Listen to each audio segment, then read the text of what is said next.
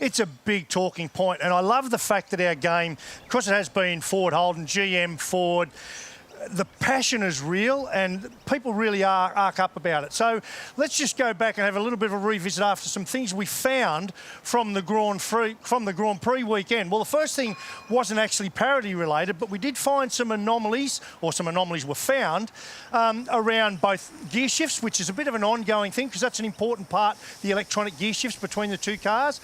But another little weird one that was a glitch found with all the Mustangs was this. Now, this affected performance.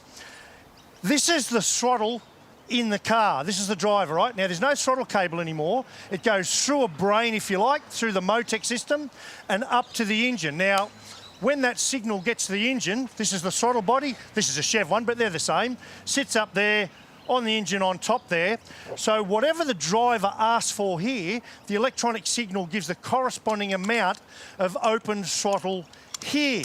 Now, what happened at the Grand Prix, we had this little bit of a glitch. So as the driver depresses his throttle, so here's his percentage versus the percentage on the throttle body, it was all okay. But when he got up to 100%, right, that's fine, 100 and 100. When he came back like just 2%, say coming into maybe a fast corner or something like that, let me just see if I can get 2%. Here, sorry, there's 99, 97, there you go, 3%. This was coming back just momentarily for like 20, 30%. So that was having an impact on the performance of the Mustang. Now, to show you that in the real world, this is actual data from there. Now, the purple one is this, and the orange one is the driver's foot. So you can see at 100% throttle, but when the driver ever so subtly came off the throttle, bang, this came off momentarily. When he came off the throttle, bang, this came down. So that had an impact on the performance of the Mustang, so that'll be rectified for this weekend. The other thing we looked at was centre of gravity, very important. They were already very, very close. They wanted to wait for them in racing specification, and they do this with them to get the centre of gravity right, because centre of gravity is so important with tyre wear and car performance. So they build this jig, and they literally tip the car up with a forklift, believe it or not, to do this. And the reason they do that, if we look at a side-on picture, they get the car up to what we call its tipping point. So they rotate it, they work out where it just about tips over, and then they measure that angle there. Now that, between Mustang and Camaro, is now bang on. And what they had to do was put 4.9 kilos of weight, not extra weight, just moved weight in the Camaro via a bit of ballast put in a specific spot behind the driver to get that there within like 0.1 of a degree. It is nothing. And when you put that in perspective, if I can, two drivers here, so centre of gravity between Will Brown and Brodie Kostecki. He's a much taller frame, bigger frame guy, is much more than anything you're going to see here. And this guy's leading the championship, so go figure. Now, parity through the decades. Just very quickly, I want to just say how sophisticated we've got at this, how good we've got, because, again, there's a lot of passion out there, but we are the best in the world at parity. And I say that not as a salesman, I say it because it's true. I've come from an era, back in the early 90s, parity really consisted of, well, you had to have a 5-litre engine. I think cars had to make 5,000 of them. They were 4 doors, and that was about the extent of it. And then we got a little more refined as we got into what we called Project Blueprint.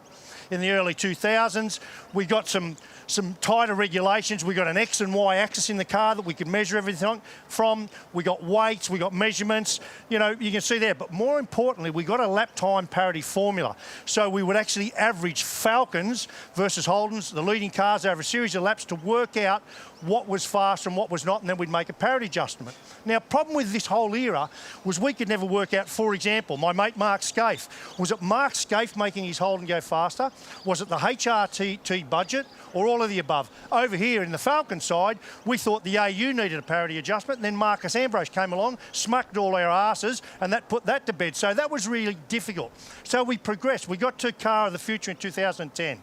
We had to allow other manufacturers in, and so we got more sophisticated with the parity work. And you can see there, we just did a range of a lot more stuff, including more aero stuff. Then we got to 2017 to Gen 2, where we allowed the Mustang in 2-door, and we got quite sophisticated now with aero testing. We didn't always get it right. We got some things wrong, but we learnt a lot. So progress now to 2023 Gen 3. This is the level of parity testing going on now. You can see there across 3 pillars, aero balance, fuel economy, engine power. I won't bore you with all the detail, but there is lots going on. Lots of academic stuff, lots of real world stuff, and the reality to all of that is here's a trace I want to show you from the AGP.